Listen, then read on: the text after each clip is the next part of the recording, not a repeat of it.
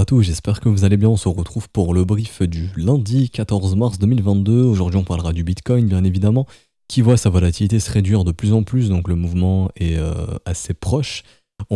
Probablement. On parlera également rapidement du marché américain. Je ne fais pas de point sur Ethereum aujourd'hui, puisque il n'y a rien qui a changé il n'y a rien de différent du Bitcoin. En fait, le Ethereum est littéralement similaire au Bitcoin, il n'y a rien de différent. Et par contre, le marché américain, puisqu'on pourrait avoir des petites infos intéressantes. Alors, du coup, le Bitcoin qui a eu une volatilité totalement morte ce week-end, on a littéralement rangé entre deux bornes et on n'est pas sorti de ces deux bornes, à part là, cette nuit, où justement on est sorti de ces deux bornes. Et ce qui est vachement intéressant, c'est que au final, c'est pour breaker potentiellement au nord. Donc à voir si c'était juste une petite déviation, réintégration et consolidation derrière, et on re-range et on refait n'importe quoi, ou et ça serait bullish pour du court terme. Ça voudrait dire qu'en gros, on est juste venu chasser les acheteurs sous ces creux ici. On a capturé un paquet de shorters et on les dégage. Parce qu'actuellement, ce qu'il faut comprendre, c'est que le marché est dirigé énormément par ce qui se passe sur les contrats dérivés. Parce que sur le spot, il n'y a plus de volume, il n'y a plus rien d'exécuté, le supply est totalement mort, il n'y a rien en fait. Il n'y a ni achat ni vente. Vous regardez les volumes, enfin si, il y a des achats et des ventes, bien évidemment. Mais les volumes sont vraiment en train de se réduire. Il suffit de regarder ici. Les volumes, on est vraiment en train de se contracter. Vous voyez ici, et le volume vendeur et le volume acheteur. Et là, sur ces derniers jours, c'est vraiment très minime. Il y a vraiment ici un volume qui commence drastiquement à diminuer.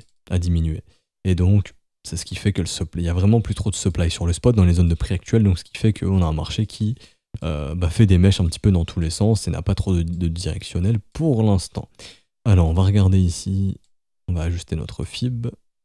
Où est de nouveau le premier arrêt qui nous avait rejeté ici le 11 mars, ça on en avait parlé, je me rappelle dans le brief de vendredi, on avait vu ensemble, c'était un petit peu le premier objectif de rebond, et donc c'était l'objectif de rebond avant de retourner au sud, là pareil, 39 400, si ça cède, une petite zone de rechargement de short, en début de semaine serait pas impossible, 40 600, 41 400. Bien évidemment, il y a les régulations des cryptos en Europe qui peuvent poser un petit problème, si les Européens ne peuvent plus trader 90% ou 80% des cryptos, ça va être un problème. De ce qu'un élève avait mis dans le groupe de l'école, on a... Alors... Où est-ce que c'est? En gros, le mining ne devrait pas être impacté, c'est une news de dernière minute qui est tombée. Voilà, l'Union Européenne sera soumise au vote le 14 mars, donc le MICA, avec un certain soulagement pour les acteurs du secteur, puisque les dispositions anti-minage ne seront au final pas incluses. Donc ça, techniquement, c'est plutôt bullish, c'est plutôt encourageant. Bien évidemment, on peut avoir d'autres problèmes de régulation, etc. À voir comment ça va être régulé, ça peut être bearish comme bullish, bien évidemment. Si c'est bullish, ça sera bullish, mais là, on voit bien que le marché est dans l'attente d'un élément déclencheur, par exemple, la régulation, à voir un petit peu comment ce sera fait. Si ce sera tourné dans une sauce bearish, on va tous vous défoncer, ou dans une sauce bullish, les gars, c'est bon, vous avez bien fait de holder, puisqu'on repart. Ça dépendra un petit peu comment ce sera formulé de ce qui en sortira en fait, de ce qui sera mis en place. Et également, dans la semaine, je crois que c'est mercredi, la Fed qui va parler de la hausse des taux. Est-ce qu'on aura une hausse des taux importante?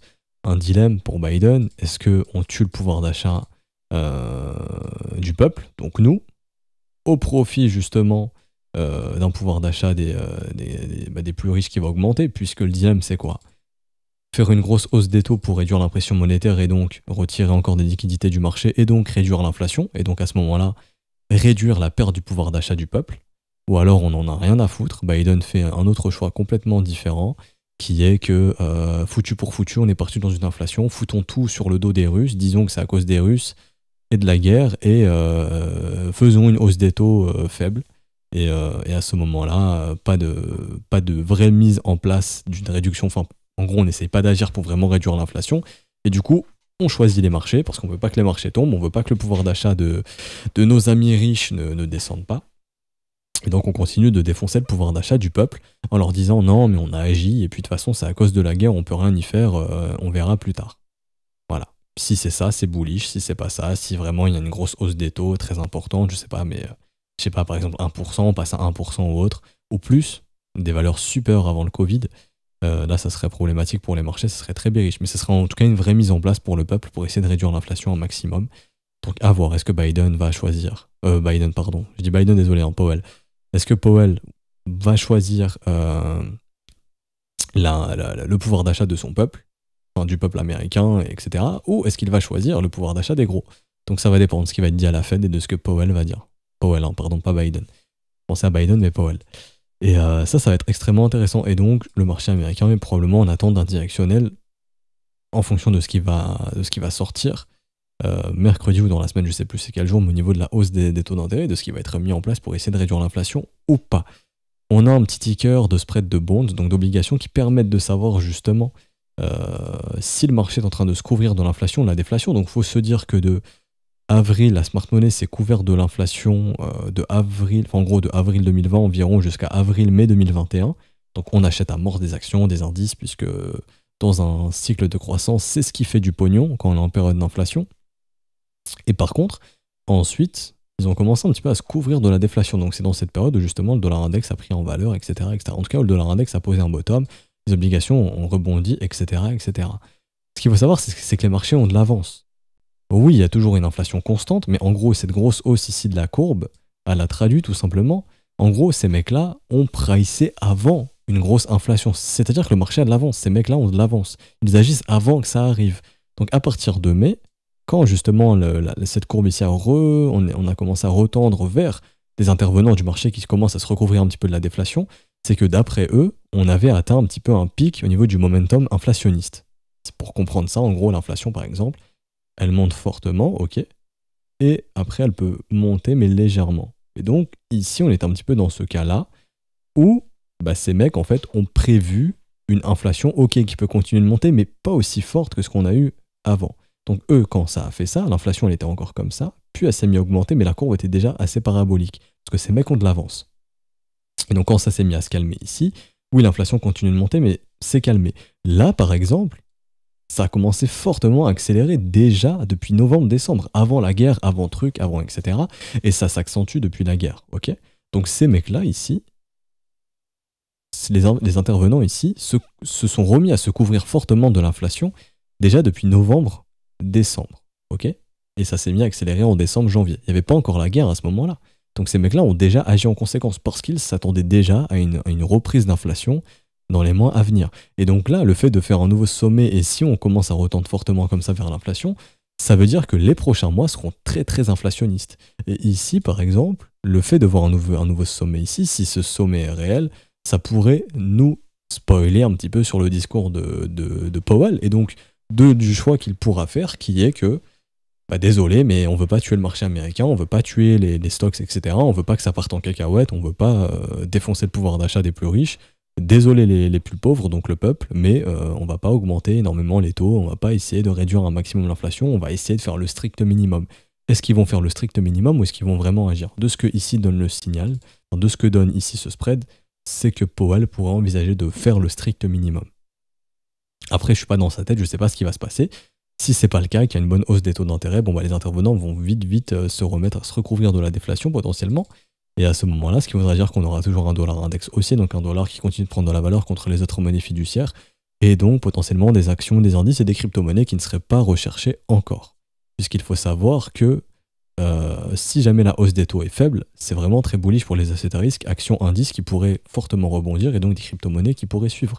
En revanche, il y a une grosse hausse des taux d'intérêt, c'est pas du tout bullish pour les assets à risque, et donc à ce moment-là, des pressions vendeuses sur les cryptos, les stocks, les indices, etc. Donc, notre événement de liquidité est pour mercredi du côté du marché américain, et du côté des cryptos, c'est potentiellement aujourd'hui avec la régulation européenne, à voir si c'est vraiment très bearish ou très bullish, on verra, mais sinon pour moi le gros tournant ou le gros événement majeur, c'est la Fed cette semaine pour être fixé sur les taux d'intérêt. Alors, et du coup techniquement on passe rapidement en daily, pattern de retournement baissière qui s'est confirmé hier, donc méfiance, ça s'est confirmé un dimanche, vous voyez qu'ici lundi à l'Open Asiat ça s'est pas du tout confirmé, donc on peut faire une petite croix ici, admettons, sur cette bougie. Pour vraiment la confirmer, il faudrait vraiment une bonne bougie rouge qui vient confirmer. Pour l'instant, c'est pas du tout le cas. Donc ça reste un marché qui est bloqué entre ces deux bornes. On est en train de réduire la volatilité, donc la contraction. Ici, vous voyez, on continue de se contracter. On ne fait plus de creux et de sommet ascendant. On fait un triangle, tout simplement. La résolution du triangle, donc simplement une cassure ici du sommet, serait très bullish et pourrait réindiquer un marché haussier ou un début de signal et donc potentiellement une résolution du range au nord. En revanche, si on commence à perdre ici, ça ouvre les portes à venir défoncer ici et là-bas. Et là, ça ouvre les portes à un mouvement baissier assez important. sous techniquement les 33 100, ça serait possible. Ok. J'ai fini pour le Bitcoin en daily. Je voulais ajouter un autre truc. Oui, ici rapidement en weekly. Le momentum, si on clôture ainsi, fait un W weekly sur le RSI. Très intéressant. Ça serait un signal de momentum haussier. On n'a pas eu de signal haussier de momentum depuis le 4 octobre. Et un mois plus tard, on avait fait le top. On avait repris un momentum baissier très vite derrière. Et sinon, un vrai momentum haussier, on n'a pas eu de momentum vraiment haussier depuis juillet 2020, voire octobre 2020. Donc là, si on se remet à avoir des petits W ici, ça pourrait commencer à retraduire un petit momentum haussier. Et donc, ça serait vraiment sympa. Et sinon, l'ultime confirmation, hein, c'est un gros W ici. Si ça se forme, c'est très bullish sur le momentum. Pour l'instant, ce n'est pas le cas. Et on voit que le marché est bien en range ici. Là, on est bloqué, grosso modo, pour moi, là-dedans. Une excursion au nord, ça serait bullish, ça pourrait déclencher un breakout haussier. On perd ses niveaux, c'est bearish. On déclenche un mouvement baissier. Et après, prochain objectif, c'est le gros creux dans le volume profile ici, entre 23 et 30. Donc, la meilleure chose à faire actuellement, c'est d'être hedgé, donc d'avoir couvert le portefeuille en attendant la direction. Par exemple, c'est ce que fait la smart money ici, quand on regarde le cote. Donc, pour savoir comment est positionnée la smart money sur le Bitcoin, la smart money a totalement reset ses positions. C'est-à-dire que là, elle est parfaitement hedgée, elle attend la direction claire. Elle est ni à l'achat sur le spot, ni en short sur contrat dérivé. Là, c'est littéralement, ça, c'est signe justement d'une smart money qui s'est totalement hedgée et qui attend comme nous la direction. En tout cas, la smart money qui trade sur le Bitcoin futur, donc sur le Chicago Mercantile Exchange, n'a aucune idée de la direction. Peut-être qu'elle a une idée, mais elle attend de réelles confirmations. Et donc, si vous voulez agir comme les pros, ici, le mieux, ce serait de hedger. Donc, autant de cash que autant de crypto ou un portefeuille qui est hedgé avec un short sans levier qui permet de couvrir ce qui est acheté sur le spot, comme le peut le faire la smart money. Alors ça, hop, on a fini. Et du coup, rapidement, court terme, alors le BTC en H4, ici, il pourrait nous faire une petite divergence haussière qui s'est peut-être confirmée, d'ailleurs avec le petit push là récent. Ouais, si on clôture ainsi, la divergence sera confirmée. Je la valide à voir si elle sera confirmée à la clôture, c'est-à-dire dans 3h39 maintenant, cet après-midi, enfin ce midi, pardon. Si c'est confirmé, très bien, momentum haussier, ça pourrait donner un petit peu de jus au nord. Maintenant, les informations techniques sont très peu fiables. Pourquoi ça? Puisque techniquement, le marché ne fait rien. Il n'y a pas de tendance, on est dans un range pur, on n'a vraiment pas beaucoup de liquidité, on s'amuse juste à taper des shorts et des longs sur les contrats dérivés. Donc techniquement, c'est une info que je vous donne, mais voilà, faites attention puisque le marché réagit très peu à la technique en ce moment. Et donc également ici sur Trading Light, là je vais sur Deribit. Sur Deribit, je vois toujours la même pattern, enfin je vois ce qui est fait sur Deribit. Donc sur Deribit, ici c'est un contrat dérivé, je suis sur le contrat dérivé de Deribit, le contrat PERP. Et ce qui se passe sur Deribit tout simplement, c'est qu'on a ici beaucoup d'ordres limites qui sont exécutés, donc pareil, en gros il y a des mecs qui mettent des ordres longues, donc des centaines de milliers, voire des fois des millions, et il y a des mecs qui viennent FOMO short là-dedans. Donc par exemple ici les mecs ont mis les ordres buy de dip, l'open interest il monte, donc c'est qu'il y a pas mal de mecs qui sont venus shorter ici agressivement, hop ils se font défoncer derrière. Pareil, même chose ici, là, des gros ordres limites longues qui sont déclenchés, les mecs accumulent tranquille, les mecs short comme des oufs dans les ordres longues des whales, enfin peut-être deux whales, hein, et derrière, bam, le short squeeze derrière, on remonte. Bon, ici, pareil, ça distribue un petit peu, ça fait pas grand-chose. Là, pareil, des ordres limites qui attendent. T'as des mecs qui posent des ordres massifs, voilà, des millions, 500 000, 200 000, 200 000, 1 million. Ils sont exécutés, l'open interest, il monte. Ce qui veut dire que, pareil, ici, il y a des mecs qui FOMO short là-dedans. Derrière, bam, on rebondit, on sort les shorteurs. Derrière, big bougie rouge pour sortir quelques acheteurs, même chose. Ici, grosse bougie rouge, plein d'ordres longues exécutés. En mode buy de dip. On va voir les valeurs. Yes. Peut-être ici, voilà, 100 000, 100 000, 150 000, 300 000, 250, 500 000 $, etc. L'open interest qui monte, le CVD qui chute, donc on sait qu'ici il y a beaucoup de short market qui s'exécutent dans des gros ordres de whales. Et donc là on est en train de remonter tranquille. Donc j'ai comme une impression, il y a des whales ici, en tout cas sur des Deribit, qui sont en train d'accumuler tranquillos du long, et il y a des mecs qui FOMO short dans leurs ordres de long. Bien évidemment, ça peut être d'autres whales en face, et donc là il y a potentiellement un combat de gros portefeuilles, hein. Et il faudra attendre la direction. Mais ce qu'il faut se dire, c'est que là, vraiment, il y a des shorts qui sont en train de s'accumuler dans cette zone et des mecs qui accumulent des gros longs tranquilles. Et donc, si jamais les longs gagnent, on peut très vite avoir un big short squeeze. Donc, ça ne m'étonnerait pas, si c'est un short squeeze, bien évidemment, qu'on fasse tac. Grosse accélération haussière. Peut-être avec la régulation d'aujourd'hui qui serait bullish. Ou alors, si c'est bearish, attention aux whales d'ici qui ont accumulé du long parce qu'elle peut très vite se faire défoncer. Pareil, ça ne m'étonnerait pas qu'on ait un mouvement baissier très fort qui déclenche un gros mouvement, enfin en gros on déclenche un gros mouvement baissier, d'un coup le Bitcoin qui se mange moins 3000, moins 4000, moins 5000 $ si les acheteurs qui ont accumulé du long ici se font déborder. Mais là on le voit bien, hein. Vraiment, ça met les ordres et tout. Ça se fait fil tranquillement. Open interest qui monte, donc les shorts qui se sont déclenchés aussi sur bottom. Donc c'est vachement intéressant l'action du prix sur Deribit.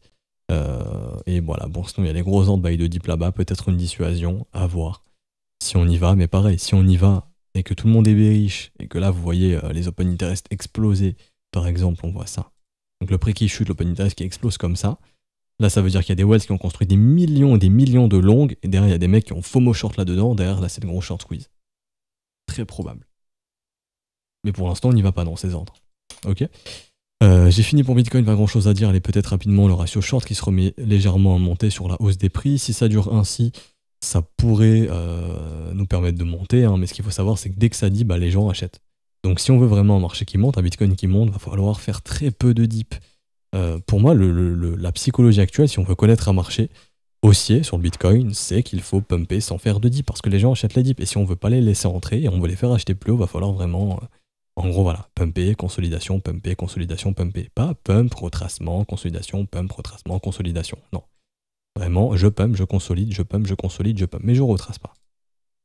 C'est ce qu'il faut pour empêcher les gens de rentrer dans ce marché avec du levier. Parce que les gens adorent acheter ce levier avec du... Enfin, adorent acheter ce marché en levier lorsqu'il dip, mais lorsqu'il achète, les gens veulent le shorter. J'ai fini pour le Bitcoin, Ethereum, je fais pas de mise à jour puisqu'il y a un autre à dire de plus. Rapidement, le marché US qui est où? Qui est ici. Alors, on va commencer par l'or qui est assez intéressant. Donc attention, Goldman Sachs ici qui a annoncé 2500 $ pour une once d'or. Quand Goldman Sachs annonce des targets, c'est qu'on est généralement sur un top. Bon bah bizarrement, pour l'instant, on refait pas de nouveau sommet.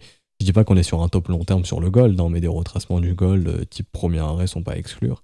Exemple ici, ça ferait un retour dans les 1900 sur le point du breakout. Ce serait un bon prix d'entrée d'ailleurs.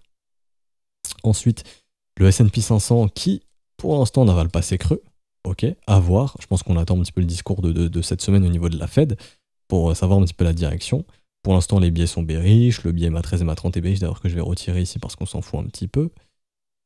Hop, et donc ce qu'il faut comprendre actuellement, c'est que la dynamique n'est toujours pas inversée. Maintenant, si jamais on arrive à maintenir le creux ici, maintenir ce creux, commencer à faire des W, breakout les trendlines, là c'est hyper bullish, et on pourrait du coup retrouver un S&P 500 bullish. La vraie confirmation, bien évidemment, c'est la cassure des 4400 points. Mais là, ça va dépendre de ce qui sera mis en place. Si ce qui est mis en place, c'est une faible hausse des taux, et en gros le discours c'est vas-y, le pouvoir du peuple, on en a rien à foutre, faut pas que les marchés tombent, dites-vous que ça va être très bullish pour les marchés. Si on a une grosse hausse des taux, et le message passé c'est qu'il faut absolument réduire l'inflation, bon bah ça tendra de la continuation baissière, et l'objectif pour moi c'est les 3800 points. Et donc les crypto-monnaies qui pourront et seront probablement corrélées au mouvement qui sera fait sur le marché US. J'ai fini ici pour le S&P 500, Nasdaq c'est exactement la même chose. Ah, information assez intéressante sur le S&P, c'est au niveau du momentum. D'ailleurs même le Bitcoin, j'ai oublié de le noter en daily, mais hop, ça me permet de rebondir sur le Bitcoin. Le Bitcoin en daily ici, pareil, on a un momentum qui se contracte, donc ça annonce un gros mouvement qui se prépare. Également, s'il y a du W ici, c'est bullish, et donc les acheteurs vont confirmer encore une fois qu'ils ont le momentum parce qu'ils l'ont, depuis tout ce temps, ils l'ont toujours.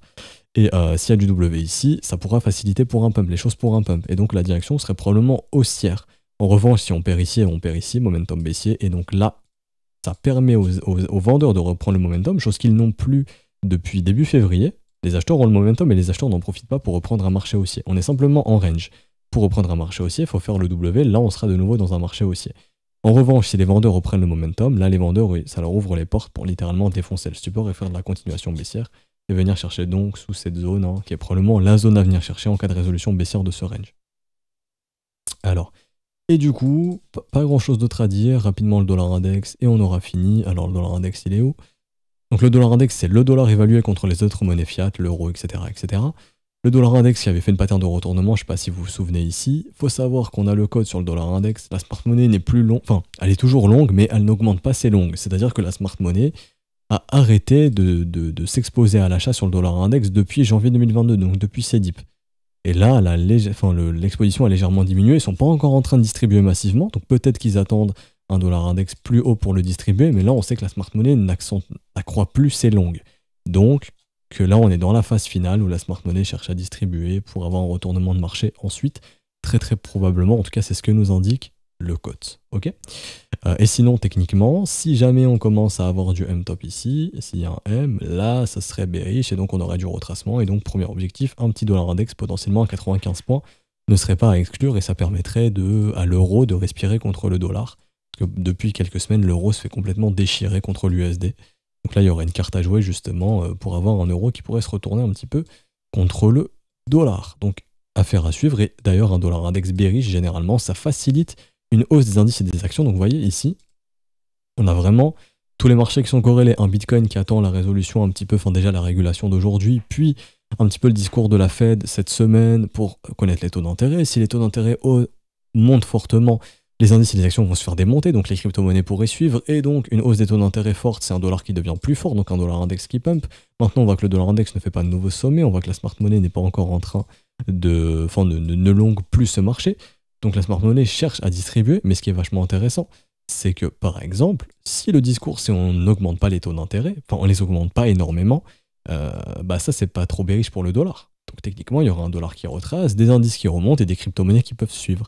Donc là, tout est corrélé. Le dollar index ne fait pas de nouveaux sommets. Donc le dollar index est dans l'attente de voir s'il consolide pour faire de la continuation ou s'il consolide pour se retourner. Et on a pareil sur les crypto-monnaies qui attendent un petit peu leur régulation d'aujourd'hui et aussi le mouvement du marché américain de cette semaine en fonction de ce qui sera dit lors du discours de Powell et de la fameuse hausse des taux d'intérêt massive ou non. Donc vraiment, les marchés vont être très intéressants cette semaine.